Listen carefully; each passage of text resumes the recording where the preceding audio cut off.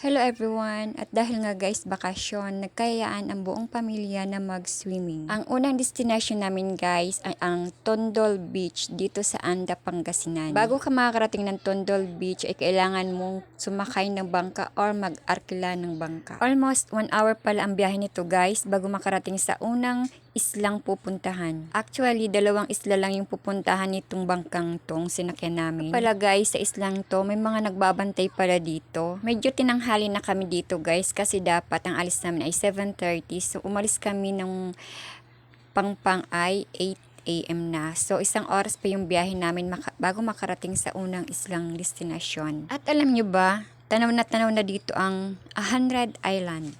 At sa mga oras na ito guys, nagdadatingan na din yung ibang turista na mag-island hopping. At dito guys, may papakita ko sa inyo na naguhukay si tatay. Tatanungin natin kung anong meron dyan. Paparinig ko sa inyo kung ano yun.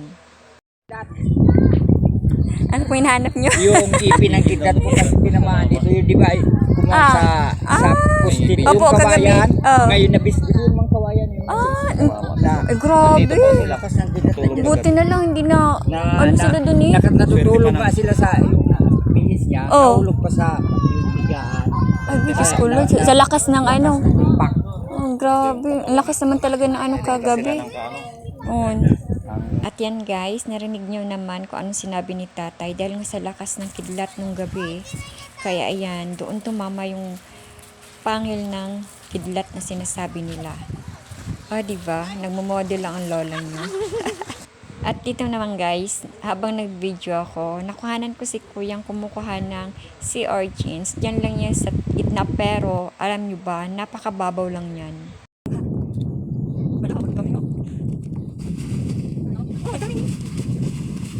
Oh, isang ano na? Isang ito na? Ayun ko yung kinakain. Yung nakita ko yung binakuhan. Tikman natin. Parang ano niya, pakatakan. Parang yung drops. Kasi yung may drops. Yan, tikman natin. Parang kalapasin. Tikman natin guys, ayan. Thank you kuya. Yan, patikim natin doon. Hindi siya malangsa. Pero yung iba nilagyan ng suka, Oo. Busog ka talaga. Kuya, salamat. Pero te, mas maganda yung ano yung, makikita mo yung tinik niya nagmagalaw-galaw. Ano siya, para siyang, ayan meron. Anong lasa? May parating pang mga turista na mag-island hopping.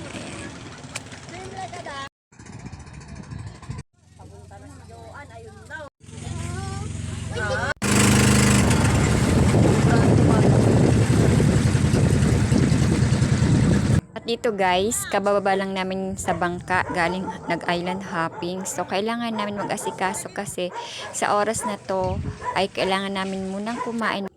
Ito guys, ang ating room. Ayan, 2 kama yan kasi ilan kaming nandito. Tapos punta tayo sa kitchen. Ayan. Pasensya na kayo at makalat dahil nga may naliligo na. Ayan, tingnan nyo, may sarili siyang ref. Tapos dito, ito yung lababo niya. Yung CR na andyan yung CR. Tapos paglabas mo dito ay ayan. Yan yung bubungad sa'yo. Ayan guys, after naming kumain at magsipagliguan, naggayak na kami para sa sunod naming destination. So kailangan naming maaga kasi medyo malayo yung pupuntahan namin. Almost 3 hours yung drive. Ayan guys, kagaling namin sa Anda, Pangasinan, diretso kami sa Burgos, Pangasinan. At dahil nga gusto namin makita ang depth or death pool ng Burgos, ayan kahit anong layo napuntahan namin, kaya tingnan nyo ang aming dinaanan, baba taas, may bangin pa. At dahil nga hindi kami nakaya ng sasakyan pataas, kailangan namin bumaba para makaakit ng sasakyan. Kahit anong layo, maabot ka lang death pool. Nasa tuktok ng bundok. Nung dumating kami dito guys, ang dami-dami ng tao at ang dami-dami ng sasakyan. Ayan, nagsipagbabaan sila kasi nga puro batuhan yung sa baba. Tingnan nyo, may hagdan siya. Tapos, pag bumaba ka dun, puro batong natutulis. Tingnan nyo naman guys, this is paradise. Ayan. Buong akala namin, ito na yung tinatawag nilang death pool. So, hindi pa pala. Kailangan with sa kabilang batuhan. At nandun yung tinatawag nilang death pool. So, ito nga guys, in-enjoy muna namin yung hampas ng alon dito sa malalaking bato. Grabe, nakakatakot maligo dito. Pero may part na may palilanda.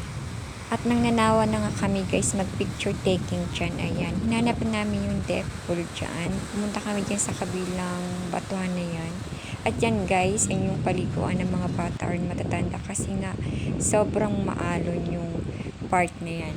At ito yung dinaanan namin papuntang death pool. Nandyan pala guys yung Mary Hill. At nang pumunta nga ako dyan guys, walang naliligo at gawa nga daw ng napakalakas yung hampas ng alon. At natatakot silang baka sila hindi makaahon dun sa butas. Walang naliligo at gawa na masyadong malakas yung alon.